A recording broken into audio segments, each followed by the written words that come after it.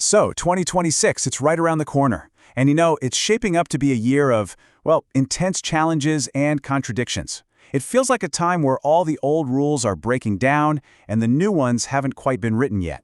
It kind of feels like we're all sailing straight into a perfect storm of change. And that idea of a storm-tossed journey, it actually gives us a great guide for thinking about the year.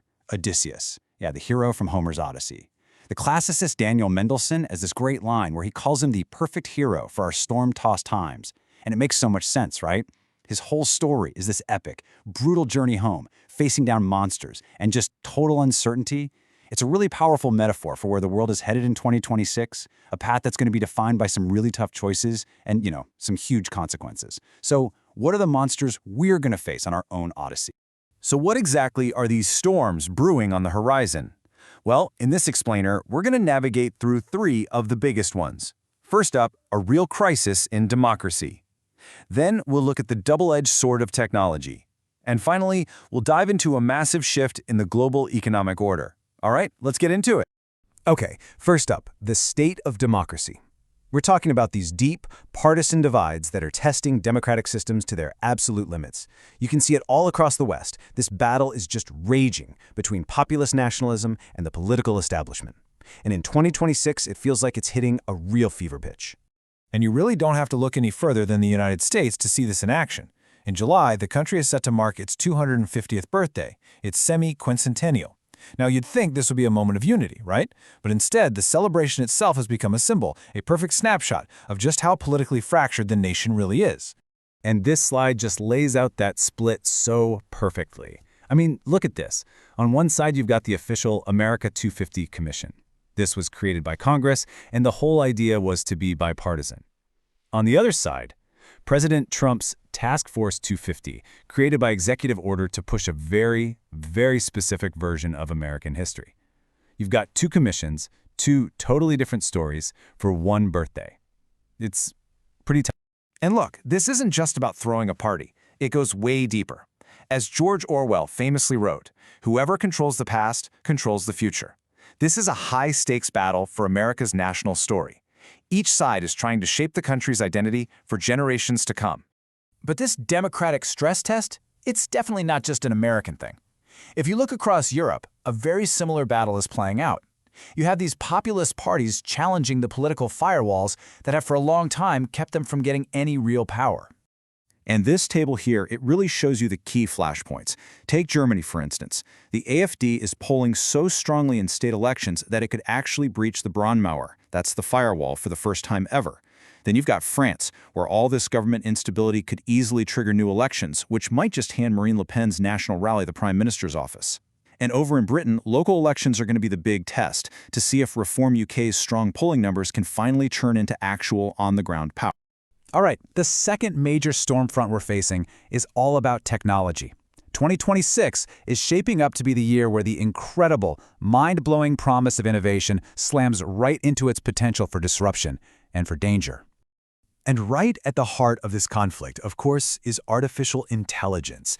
We've kind of moved past the, wow, look what this chatbot can do phase, and we're now in a full-blown investment mania. It's all built on the promise that AI is going to transform, well, pretty much everything.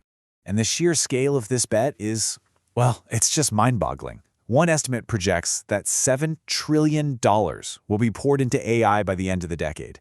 $7 trillion. It's a financial boom that is completely banking on this technology succeeding. But here's the massive reality check.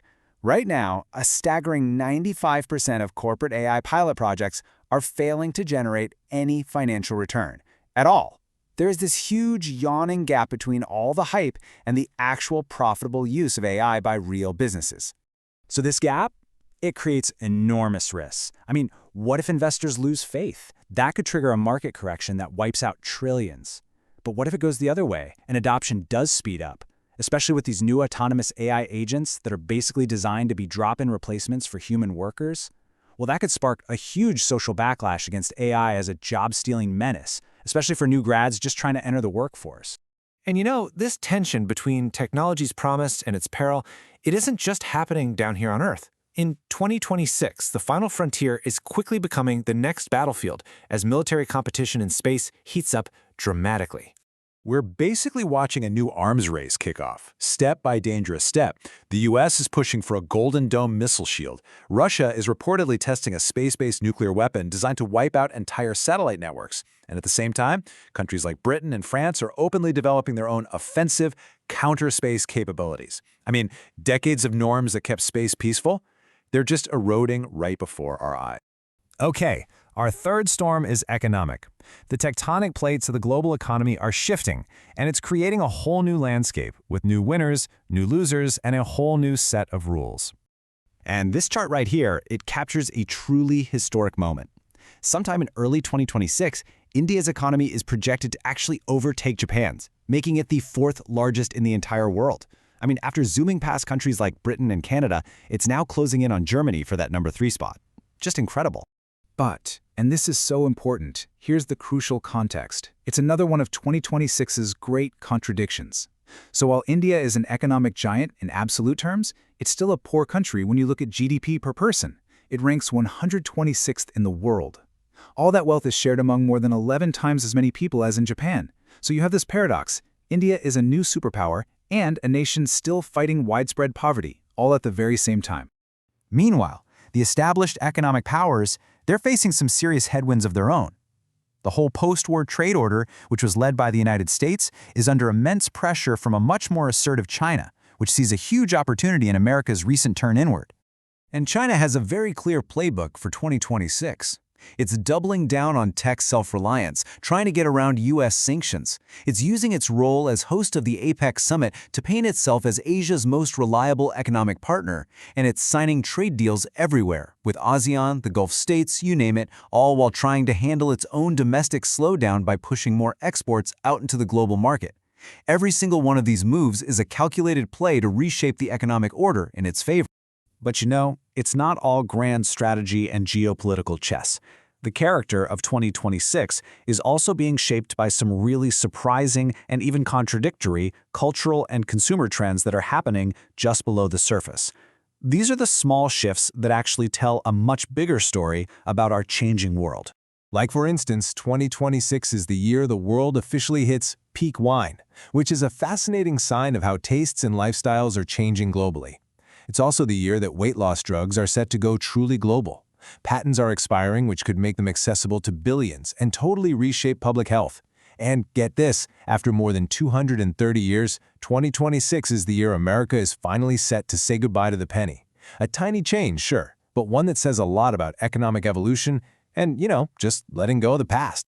So as we navigate our way through this turbulent year, one thing becomes crystal clear. 2026 is really defined by its unresolved conflicts. It's a year of huge contradictions, of booms and busts, of new powers rising while old alliances fray, of immense promise and, at the same time, of equal peril. And that brings us back, finally, to Odysseus. Just like him, our world finds itself on a storm-tossed sea, facing its own set of monsters and forks in the road. And the ultimate question for 2026, the one we're all left with, is this: which path will we choose?